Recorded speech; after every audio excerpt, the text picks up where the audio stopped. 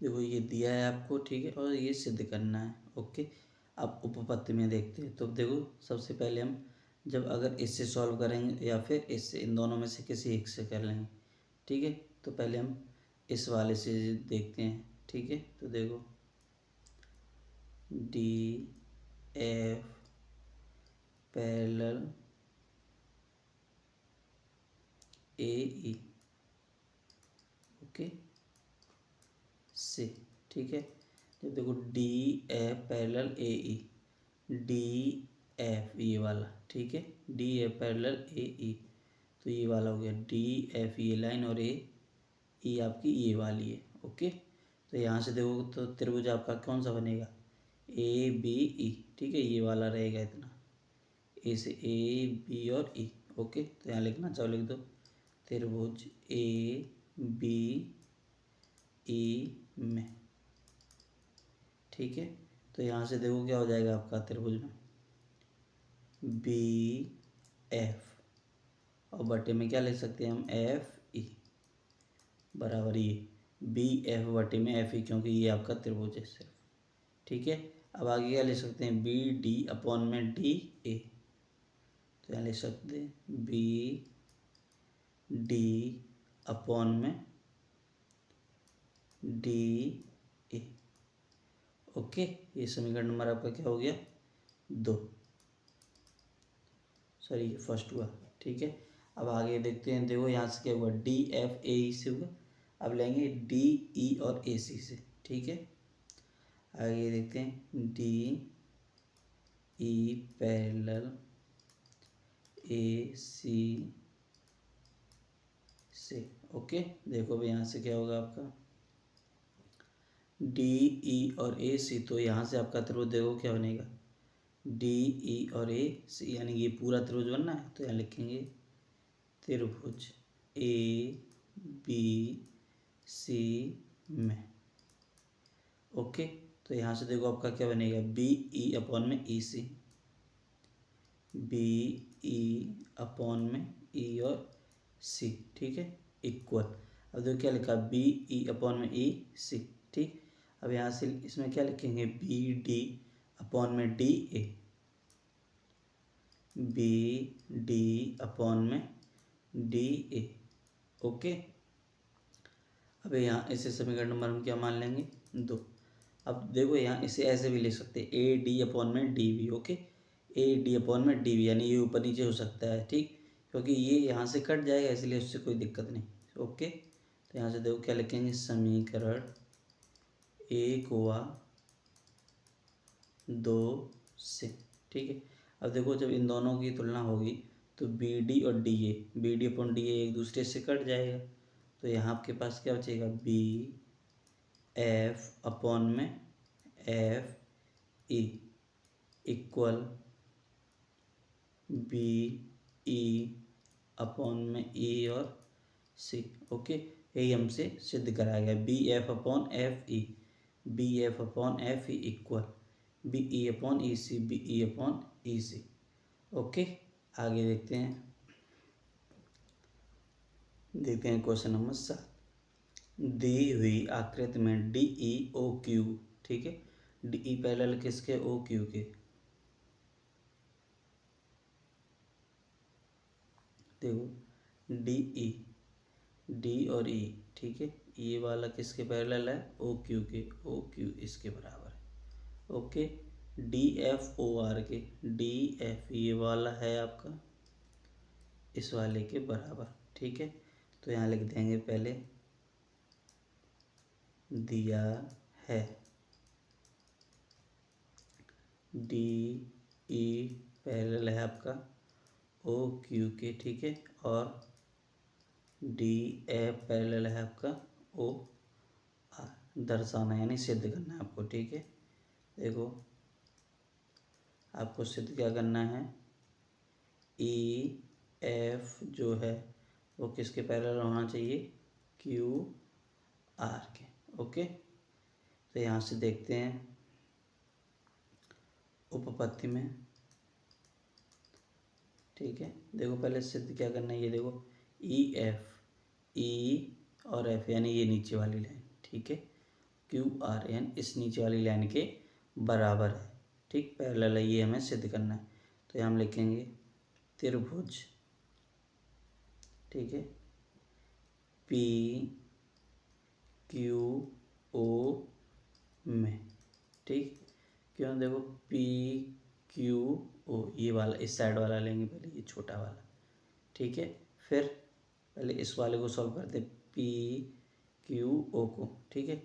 तो यहाँ से देखो क्या है आपका, देखो क्यों लिया है, क्योंकि ये डी ई जो पैरेलल है वो किसके, आपका ओ क्यू के, इस वजह से, ठीक है। फिर जब ये वाला लेंगे तो इस साइड वाला त्रिभुज ले लेंगे। ओके, तो पहले यहाँ से देखते हैं। तो यहाँ से देखो आपका क्या निकल के आता है, डी ई ओ क्यू से, डी ई ओ क्यू से, ठीक है। तो एक ये आपका है, यहाँ से 2 हो जाएंगे और एक यानी अपन में आ जाएगा यहाँ से। तो देखो क्या लिखेंगे, पी ई अपॉन में ई क्यू ले सकते हैं, ठीक है।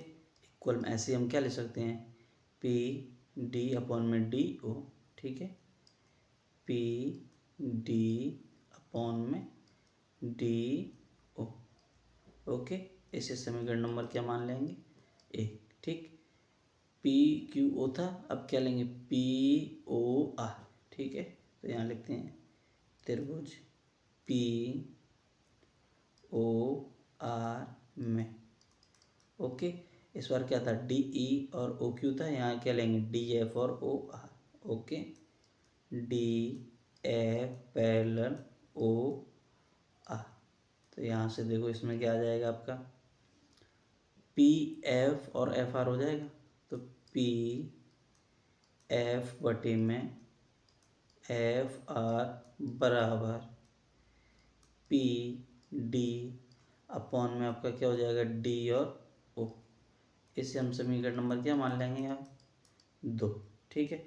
अब यहाँ से देखो समीकरण 1 और 2 से जब हम सॉल्व करेंगे तो देखो समीकरण 1 व 2 से, ठीक, देखो P D D O, P D upon D O एक दूसरे से कैंसिल हो जाएगा। तो यहाँ आपके पास क्या बचेगा, पी ई बटे में ई क्यू बराबर पी एफ बटे में एफ आर। ओके, अब लेकिन अभी हमें प्रूफ क्या करना है, ई एफ, यानी कि ये ई एफ बराबर क्या होना, पैरेलल होना चाहिए क्यू आर के, ठीक है। तो यहाँ से तो देखो ये प्रूफ हो गया। अब पूरा त्रिभुज ले लेंगे पी क्यू आर, ठीक है। तो देखते हैं त्रिभुज पी क्यू आर में। ओके, तो यहाँ से देखो क्या हो जाएगा, ई और एफ क्रमशः भुजाओं पी क्यू और पी आर पर स्थित हैं, ठीक है। ई और एफ किस पे, देखो ई किस पे है, पी क्यू पे, और एफ किस पे, पी आर पे है, ठीक है। तो यहाँ से हम क्या लिख सकते हैं, पी ई, ठीक है, बटे में ई क्यू जो हम पहले लिख चुके हैं, इक्वल, ठीक है, और पी एफ बटे में एफ आर, ठीक, जो हम पहले लिख चुके हैं वही लिखकर। तो यहाँ से देखो क्या हो सकता है, क्या लिख सकते हैं हम, ई एफ पैरेलल है क्यू आर की, जब यानी कि ये एक दूसरे के त्रिभुज जब सेम है, ठीक है। तो ये जो वाला ये ई एफ आपका पैरेलल किसके हो जाएगा, क्यू आर के। ओके, आगे बढ़ते हैं, देखते हैं क्वेश्चन नंबर 8। किसी समांतर चतुर्भुज ए बी सी का विकर्ण, ठीक है, ये समांतर आपका चतुर्भुज हो गया ए बी सी डी का विकर्ण बी डी, ये विकर्ण बी डी हो गया। रेखा ए ई को बिंदु एफ पर प्रच्छेद करता है, रेखा ए ई, ये ई हो गए, इसको बिंदु एफ, तो यहाँ पे देखो प्रच्छेद हो रहा है जहाँ बिंदु ई भुजा बी सी पर स्थित है। जो ई है वो कहाँ पे स्थित है, बी सी पे। ओके, तो हमें देखो सिद्ध क्या करना है, डी एफ गुणा ई एफ बराबर एफ बी गुणा एफ ए, ठीक है। तो यहाँ लिख दो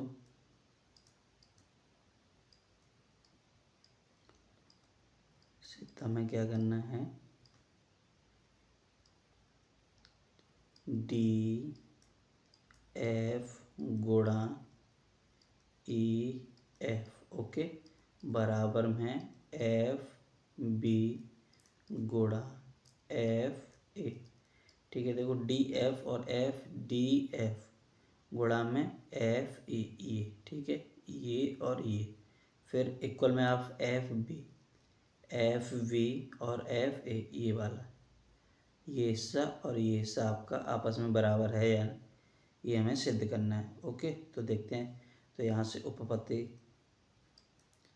देखो क्या बनता है इसमें। अब देखो जब ये और ये डी एफ और एफ ई, ठीक है, एफ ए और एफ बी, ठीक, तो यहाँ से देखो त्रिभुज आपका क्या बनेगा, ए एफ डी, ठीक, और ले लेंगे बी एफ ई। ओके, यहाँ से देखो त्रिभुज ए एफ डी तथा त्रिभुज बी एफ ई, ठीक, ये दोनों त्रिभुज आपके हो गए। अब यहाँ से देखते हैं।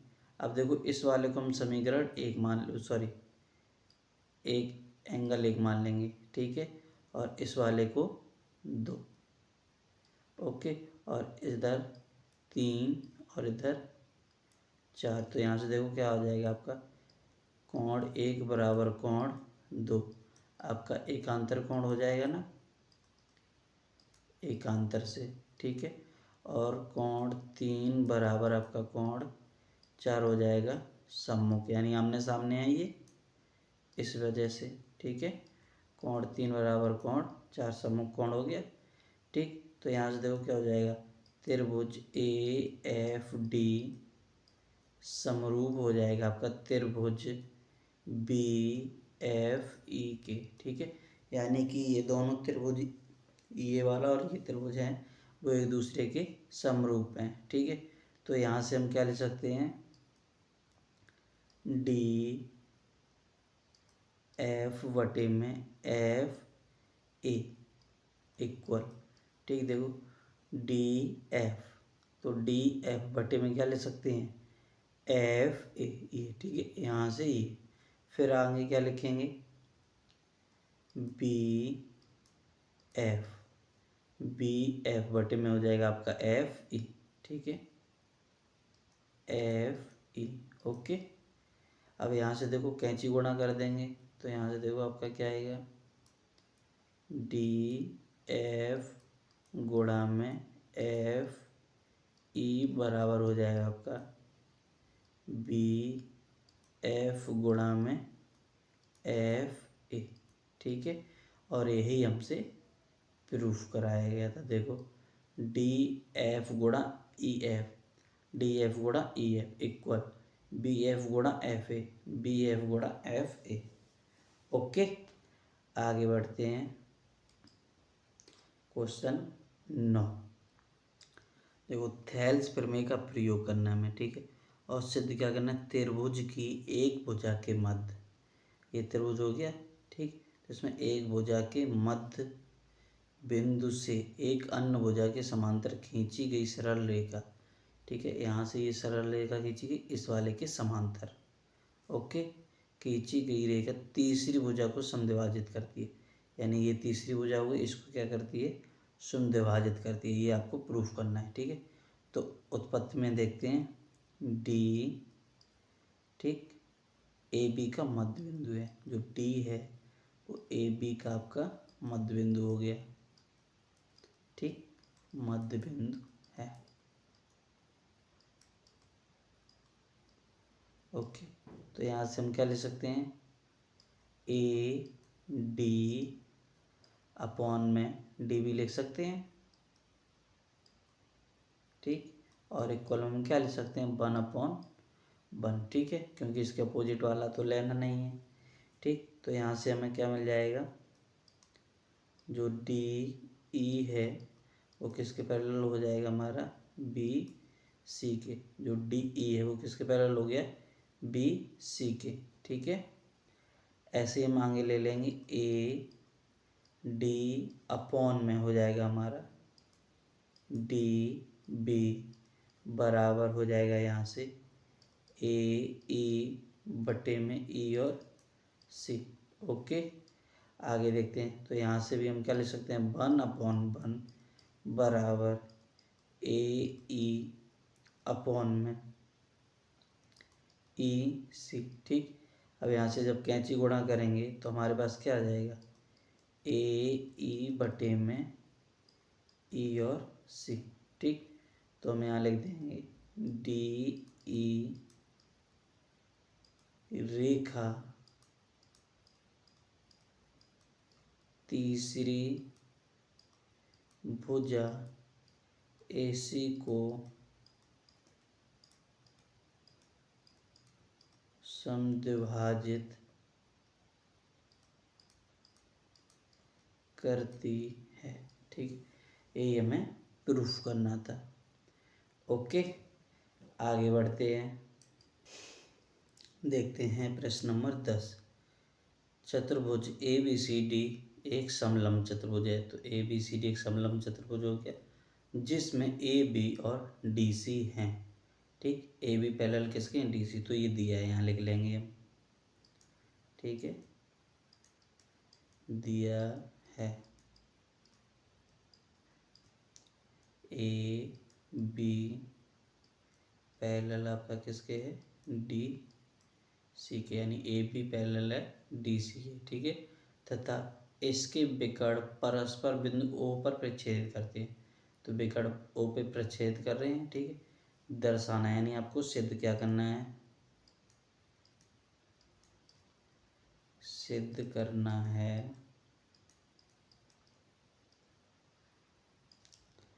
AO। ठीक है, बटे में BO बराबर CO बटे में DO। AO बटे में BO, ठीक है, बराबर CO बटे में DO। ये आपको प्रूफ करना है। ठीक है, तो यहाँ देखते हैं उपपत्ति में, उपपत्ति। ओके, देखो त्रिभुज हम लेंगे AD और C में। ठीक है, तो देखो क्या लिखते हैं, सबसे पहले त्रिभुज ADC ये वाला यहाँ से स्टार्ट होगा, ये और ये आपका। ठीक है, तो यहाँ से देखो क्या आपका OE, यहाँ पे E बिंदु मान लेंगे हम। ठीक है, तो OE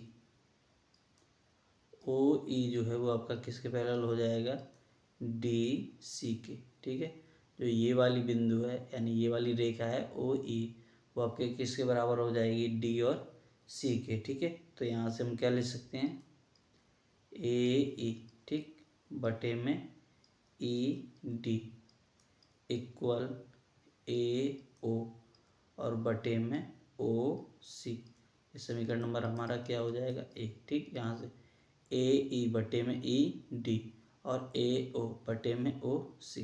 ठीक, ये समीकरण नंबर हमारा 1 हो गया। ठीक है, अब आगे लेते हैं त्रिभुज ABD में।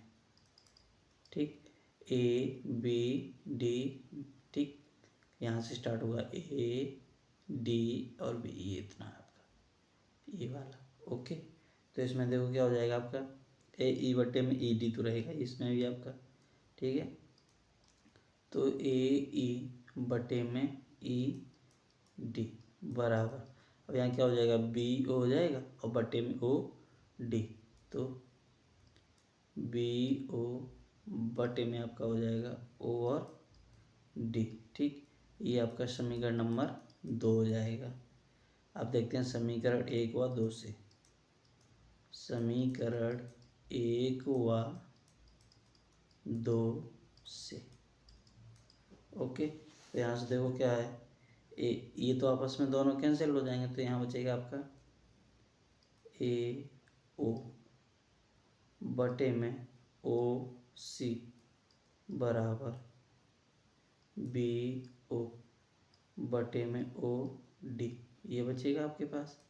ठीक है, लेकिन हमें प्रूफ कुछ और करना है, यानी कि AO बटे में क्या आना चाहिए, BO। ठीक है, तो यहाँ से देखो इन दोनों का इधर इधर एक्सचेंज हो जाएगा यहाँ से। ठीक, तो हम लिख सकते हैं AO बटे में बी ओ बराबर, ठीक, ए ओ बटे में बी ओ, तो ओ सी पहुँच जाएगा ओ बी की जगह, तो ओ सी बटे में ओ डी, जो हमसे ये ही प्रूफ करवाया गया, ठीक।